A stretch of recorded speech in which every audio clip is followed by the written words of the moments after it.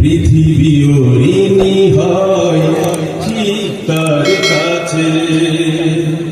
অমায়িক ব্যবহার যার মুখে আছে, পৃথিবী ঋণী হয় ঠিক তার কাছে।